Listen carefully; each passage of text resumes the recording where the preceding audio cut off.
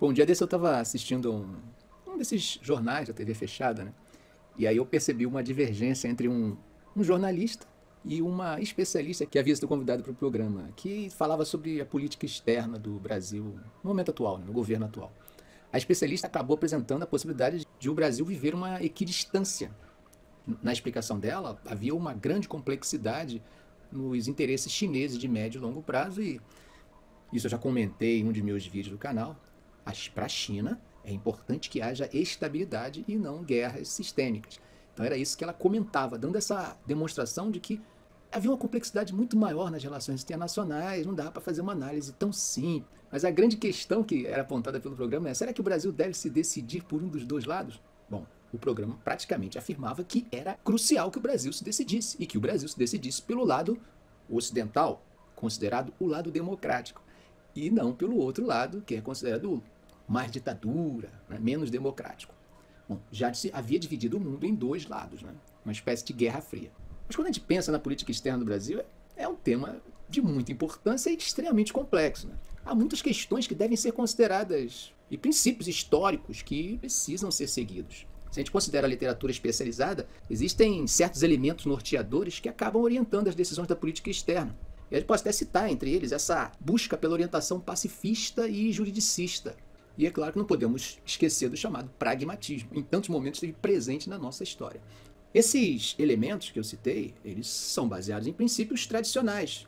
E esses princípios, alguns deles inclusive presentes na Constituição, como por exemplo, a não intervenção, o respeito à autodeterminação dos povos, a não ingerência em assuntos internos de outros estados e a solução pacífica das controvérsias. Isso, inclusive, está previsto na Constituição, nos princípios que norteiam a nossa política externa.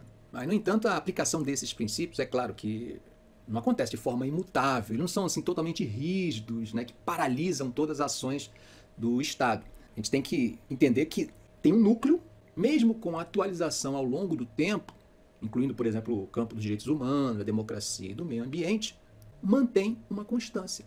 O atributo tradicional destaca o fato de que a nossa diplomacia é única e, ao mesmo tempo, segue um padrão geral que se adapta a diferentes circunstâncias, né, consideradas de cada época. Quando a gente valoriza essa nossa melhor tradição diplomática, que vem desde a nossa independência, a gente percebe que isso valoriza o sentido realista de nossa política externa. Ou seja, nós recusamos iniciativas sem fundamentos e mudanças bruscas, radicais de doutrina e de comportamento. Isso dá o quê? Previsibilidade. Afinal, a reputação internacional de um país é influenciada em grande parte pelo fato de o seu comportamento externo estar baseado em princípios e valores respeitáveis universalmente. Você pode até não concordar, mas você percebe que esses valores são respeitáveis. Presta atenção, quando eu cito esse aspecto de indecisão como algo negativo, para alguns eles chamam pendular, né? Eu tento diferenciar esse modelo da indecisão, do pendular, da ideia de equidistância. Se numa sociedade polarizada, para alguns é gritante, é necessário, é vital se posicionar, eu gostaria de te lembrar que a equidistância, o não alinhamento, é um eloquente posicionamento. É uma mensagem de que o mundo não é tão simples quanto a bipolaridade pode nos levar a achar. Vocês lembram de Bandung ou Belgrado em 1961? Bom, a solução pacífica das controvérsias não se esgota após uma agressão. Estou dizendo isso após ouvir um jornalista comentando que depois que começa a guerra não dá mais para pensar em outra coisa que não seja a guerra. E eu repito, a solução pacífica das controvérsias não se esgota após uma agressão, após o conflito iniciado. É interessante notar como que, historicamente, o Brasil tem evitado participar de missões de paz que são orientadas pelo capítulo 7 da Carta de São Francisco. A nossa preferência sempre foi pelo capítulo 6. Lembra da Guerra da Coreia? Das pressões que os Estados Unidos fizeram para que nós participássemos, enviássemos tropas? Qual foi a nossa opção? Foi pela paz. Mesmo fazendo parte do mundo ocidental capitalista, em plena Guerra Fria, nós não cedemos às pressões e não enviamos tropas como queria o tio Sam. É essa fidelidade aos princípios que acaba tornando a nossa ação diplomática em uma ação singular.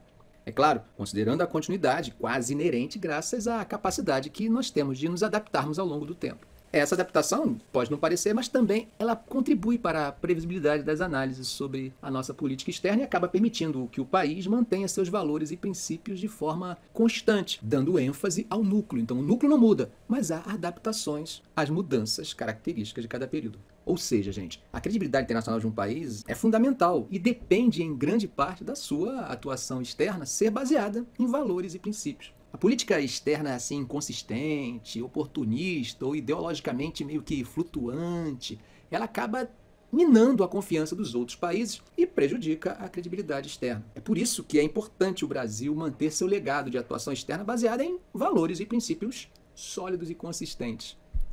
Os editoriais de boa parte da imprensa nos últimos dias têm esquecido de nossa histórica posição diplomática, que representa princípios de Estado. Mas a maioria da imprensa acaba associando as nossas ações a princípios de governo e acabam culpando o governo anterior e o governo atual pela falta de posicionamento do lado ocidental. Nunca foi tão necessário o estudo da história da política exterior brasileira. Defender a democracia é uma coisa, defender soluções bélicas é outra totalmente diferente. Um grande abraço, gente!